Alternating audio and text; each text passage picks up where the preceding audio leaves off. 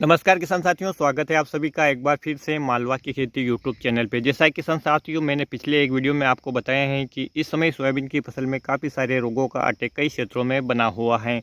बनी बनाई हुई फसल जा रही हैं किसान साथियों, और करें तो क्या करें। अभी तक सभी खर्चा हो चुका है, चाहे वो शीघ्र पकने वाली वैरायटी हो, लेट पकने वाली वैरायटी हो, दोनों प्रकार की वैरायटियों में इस रोग के लक्षण देखे जा रहे हैं किसान साथियों। जो सबसे ज़्यादा रोग सक्रिय हैं वो इस समय है एंथ्राकोनोज। और एंथ्राकोनोज रोग के लक्षणों के बारे में बात करें किसान साथियों, तो इस प्रकार से आपको पहले पत्तियों पर छोटे छोटे धब्बे दिखाई देते हैं।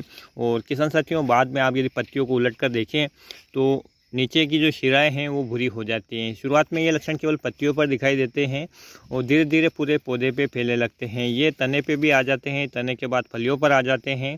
परिणाम स्वरूप ये होता है किसान साथियों की पत्तियां समय से पहले पक जाती हैं और टेढ़ी मेढ़ी होकर झड़ जाती हैं। किसान साथियों, फलियों पर यदि इस प्रकार के दाग धब्बे आ जाते हैं तो फलियों में दाना है वो सही तरह से विकसित नहीं हो पाता है और फलियाँ वहीं पर चिपक जाती हैं। किसान साथियों, यह रोग कितना नुकसान करता है ये डिपेंड करता है कि आपकी फसल की किस अवस्था में आया है। यदि फलियां फूल आने से पहले ही ये रोग आपकी फसल में आ चुका है तो किसान साथियों, हो सकता है आपकी पूरी फसल ही बेकार हो जाए। वहीं किसान साथियों, दाना भरने के दौरान यदि ये रोग आता है तो दाने का आकार छोटा रह जाता है और हमारी उपज है वो कम हो जाते हैं। किसान साथियों, इस रोग के कंट्रोल के बारे में बात करें तो जैसा कि आप जानते हैं कि ये एक फंगस जनित रोग है और हमें एक अच्छा फंगीसाइड का प्रयोग करना होता है। लेकिन यदि शुरुआती में ही इसका कंट्रोल कर लिया जाए तो हमें बेहतर परिणाम मिलते हैं, अन्यथा बाद में इसको आसानी से कंट्रोल करना लगभग नामुमकिन है। किसान साथियों, जैसे ही मौसम में नमी होती है या रिमझिम बारिश होती है उस समय इस रोग के फैलने के पूरे चांस होते हैं। इसलिए ऐसा मौसम आपको लगे कि मौसम में नमी ज़्यादा है या रिमझिम बारिश हो रही है तो किसान साथियों, जैसे ही मौसम खुले, जैसे ही बारिश बंद हो, आपको अपने खेतों में विजिट करना है और देखना है कि इस प्रकार के लक्षण आपको अपनी फसल पे तो नहीं दिख रहे हैं। यदि आपको इस प्रकार के लक्षण दिखे तो उसी समय किसान साथियों आपको स्प्रे करना है। भारतीय सोयाबीन अनुसंधान केंद्र ने इस रोग के लिए जो टेक्निकल रिकमेंडेड किया है वो है टेबुकोनाजोल से संबंधित फंगीसाइड। किसान साथियों, टेबुकोनाजोल अलग अलग फार्मूलेशन में आता है, कम ज़्यादा इनकी मात्रा रहती है और अलग अलग कॉम्बिनेशन फंगीसाइड के साथ आपको इसके मिल जाते हैं। प्योर टेबुकोनाजोल का भी आप स्प्रे कर सकते हैं, या इसके साथ जो कॉम्बिनेशन आता है सल्फर का उसका भी प्रयोग कर सकते हैं, या इसके साथ जो एजोस्ट्रोबिन का जो कॉम्बिनेशन आता है उसका भी आप प्रयोग कर सकते हैं। किसान साथियों, 2 से 3 प्रकार के बाज़ार में ये टेक्निकल मिल जाते हैं, जैसे कि फोलिकुर के नाम से आपको मिल जाता है, बायर कंपनी का है, सुमिटोमी कंपनी का यदि आप कॉम्बिनेशन लेते हैं किसान साथियों तो उसमें आपको मिल जाता है सल्फर प्लस टेबुकोनाजोल, या आप लेते हैं किसान साथियों कस्टूडियो जो अडामा कंपनी का है, उसमें भी आपको एजोस्ट्रोबिन के साथ मिल जाता है टेबुकोनाजोल। यानी किसान साथियों, इस बीमारी को शुरुआत में कंट्रोल करने के लिए जो सबसे अच्छा फंगीसाइड है वो है टेबुकोनाजोल।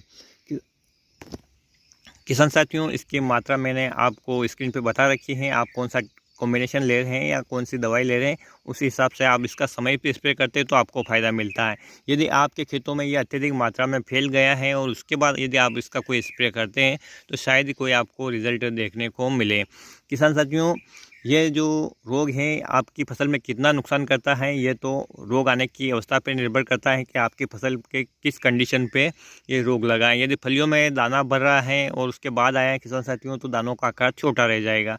लेकिन यदि फूल अवस्था में या फली अभी बनना शुरू हुई है, उसी अवस्था में आ जाता है किसान साथियों, तो ये रोग बहुत ही ज़्यादा नुकसान कर देता है। जो फलियां हैं बहुत सारी चिपक जाती है, उनमें दाना ही नहीं भर पाता है, फूल हैं वो ख़राब हो जाते हैं, पूरा पौधा का तना काला पड़ जाता है, पत्तियां टेढ़ी मेढ़ी होकर पीली पड़कर नीचे गिर जाती हैं। तो फसल ऐसा लगता है कि जैसे इस पर हमने हर्बिसाइड का प्रयोग कर लिया है, जो ग्लाइसोफेट आता है या जो सभी प्रकार के कचरा साफ करने की दवाई आती है, उस प्रकार के लक्षण हमें हमारी फसल में देखने को मिल सकते हैं। तो किसान साथियों, आप भी अपने खेतों में जाकर विजिट कीजिए और इस प्रकार के रोग के लक्षण यदि आपको दिख रहे हैं, समस्या भी कम है तो आप स्प्रे कर दीजिए। और यदि पूरी तरह से आपके खेत में ये रोग फैल चुका है तो किसान साथियों, आप कोई भी स्प्रे ना करें, क्योंकि अधिक मात्रा में फैलने के बाद किसी भी प्रकार की कोई भी दवा आप चाहे कितनी भी मात्रा में डालें, आपको कोई फ़ायदा होने वाला नहीं है। तो किसान साथियों, आज की वीडियो में इतनी जानकारी थी। उम्मीद करता हूँ कि यह जानकारी आपके लिए लाभदायक रहेगी और यदि वीडियो आपको पसंद आता है तो इसे लाइक कर दीजिए।